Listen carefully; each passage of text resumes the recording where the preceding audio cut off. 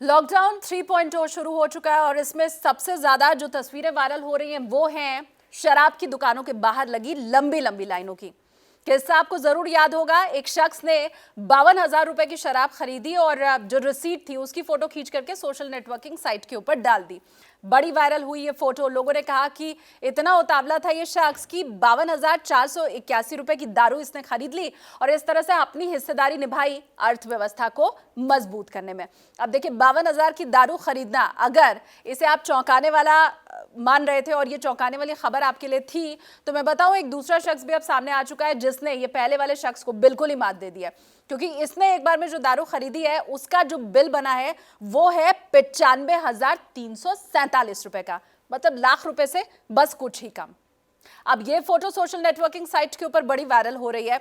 अच्छा, 52,000 रुपए की दारू जिस शख्स ने खरीदी थी, उसके पीछे बाद में आबकारी विभाग भी पड़ गया। उसका कितना आय व्यय है ये अब चेक किया जा रहा है कि कहीं ये 2 नंबर का धंधा तो नहीं करता है या फिर ब्लैक मनी तो इसके पास नहीं है, वो एक अलग मामला है। लेकिन कुछ नियम भी कहता है कि आप एक बार अगर दारू की दुकान पर जाकर के खड़े होते हैं, काउंटर पर आप जाकर के खड़े होते हैं, तो कितनी दारू, कितनी शराब आपको मिल सकती है, वो नियम आपको बताती हूँ। नियम के मुताबिक 18 लीटर एक बार में आपको शराब मिल सकती है, या फिर 2.6 लीटर IMFL आपको मिल सकती है, मतलब इंडियन मेड फॉरेन लीकर। इतना ही आप एक बार में खरीद सकते हैं, इससे ज्यादा आप खरीद नहीं सकते हैं। और जैसे ही वो 52,000 वाला मामला सामने आया था ना, उसके बाद आबकारी विभाग एकदम से हरकत में आ गया कि नियम तोड़ते हुए एक शख्स को इतनी ज्यादा शराब बेची गई है। हालांकि दुकानदार का भी उसके बाद वक्तव्य सामने आ गया, सफाई सामने आ गई। दुकानदार ने यह कहा कि ये जो पूरी शराब खरीदी गई थी, ये एक शख्स ने नहीं खरीदा था, बल्कि 8 लोगों का एक ग्रुप था जिन्होंने मिलकर के इतनी शराब खरीदी थी। अब उस शराब का पेमेंट एक शख्स की तरफ से किया गया था, इसलिए ये इतना बिल बन गया।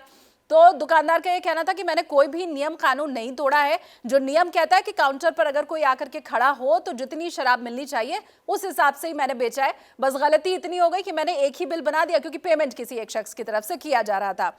अब ये मैं आपको बताऊं कि ये जो नया मामला है 95,000 से ऊपर की शराब खरीदने का, ये कर्नाटक का मामला है।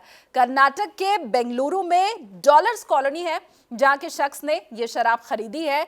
और ये कर्नाटक, मतलब जहां के बेंगलुरु का मामला आया है, वहां के एक दिन की शराब बिक्री के ऊपर अगर आप नजर डालेंगे, मतलब जिस दिन का ये रिसीट है उस दिन की शराब बिक्री के ऊपर अगर आप नजर डालेंगे, तो फिर 4 मई को, यानी जिस दिन लॉकडाउन 3.0 शुरू हुआ, उस दिन 45 करोड़ की शराब अकेले कर्नाटक में बिक गई।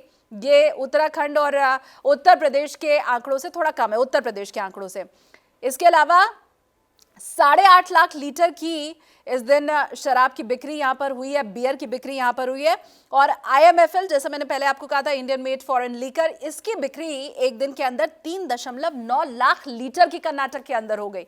तो राजस्व बहुत ज्यादा शराब से मिलता है राज्य सरकारों को, क्योंकि ये GST के दायरे में है नहीं।